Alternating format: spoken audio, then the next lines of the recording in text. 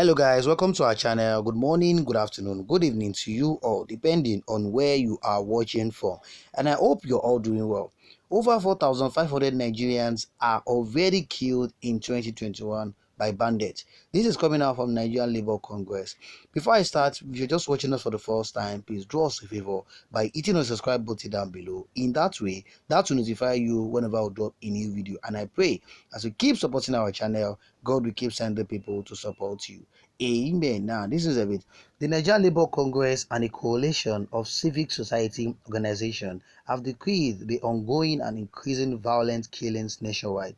They said over 4,500 citizens were killed in 2020 alone, and that a worse episode is being unveiled in 2021. The Nigerian Labour Congress and civic societies organizations, in a petition jointly signed and sent to the Lagos State House of Assembly, demanded that the government of Lagos and the federal government must take decisive actions to end the extrajudicial and violent killings across the country. The petition reads, "The National Day of Mourning is a citizens-led initiative that is mourning victims of violent killings across Nigeria and is at the fore of demands for accountability for the security and welfare of Nigerian citizens. The conveners of the National Day of Mourning seek the following: to stir the conscience of the political class into developing the political will to protect our commonwealth through accountable governance, hold President Buhari's government and governments in the 36 states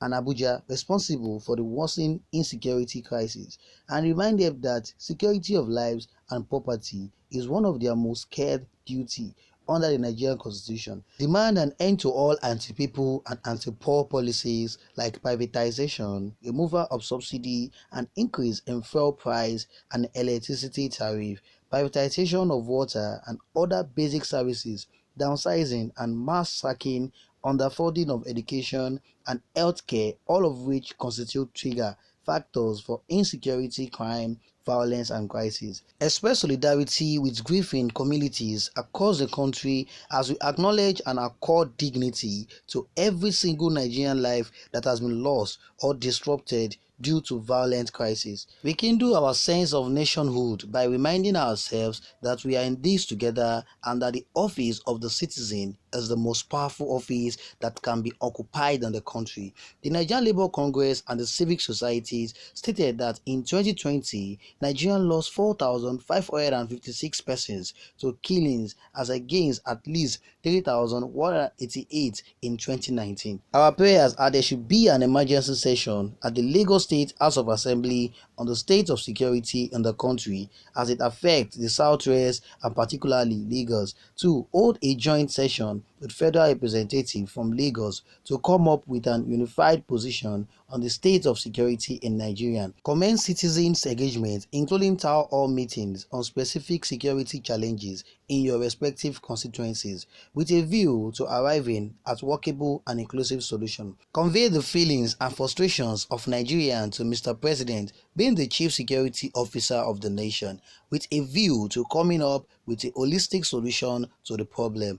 Also, end all anti-poor policies and suspend any plans to introduce new anti-people policies like fuel price hike and electricity tariff hike that could worsen the plight of Nigerians, majority of whom are already wallowing in poverty and hopelessness. We urge the Lagos State government to take urgent but people-friendly and right-sensitive measures to ensure that our people are safe and the threats posed by the vested interests of enemies of the people are adequately addressed.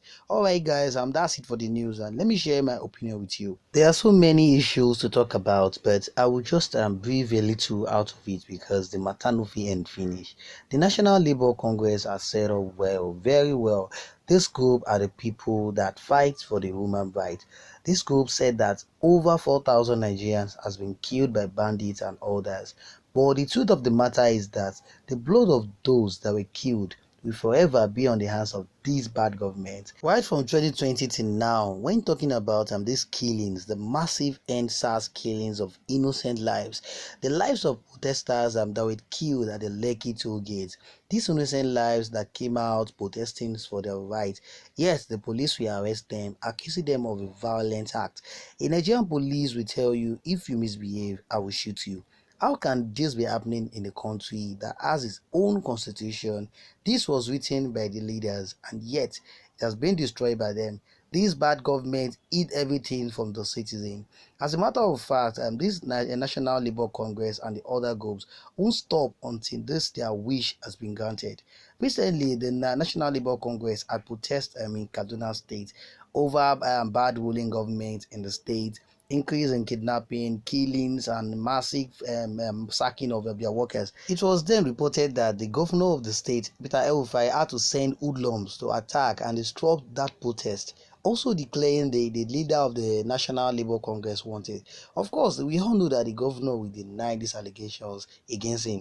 This is how they take the power from those who voted them in and use it against them, using the power as extrajudicial killings of innocent people. But the truth of the matter is that this message is not for the Buhari's government alone.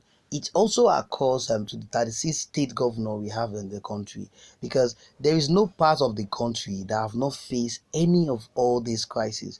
When will all these extrajudicial killings, the terrorist attack against the citizen ends? The fear of the unknown government, the kidnappers, the bandits are now news updates we hear every day. When all these bad leaders, what they care about is their political right, their political ambition. This reminds me of a minister who said that Nigeria are a big debt.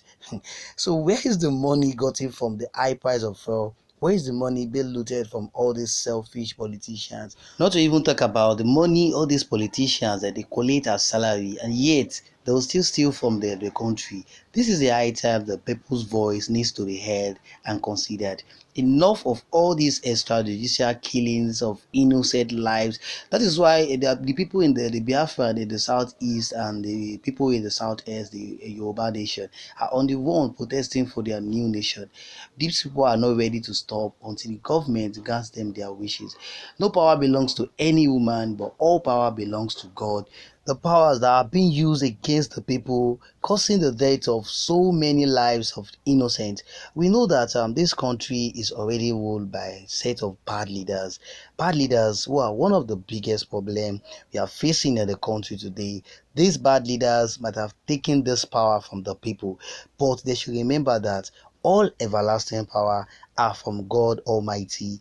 Many people have fallen and so many people are ready to stand and fight for a better nation, and all this bloodshed upon innocent lives will not be in vain. Alright guys, that's it for the news, and please don't forget to share your thoughts on the comment section below.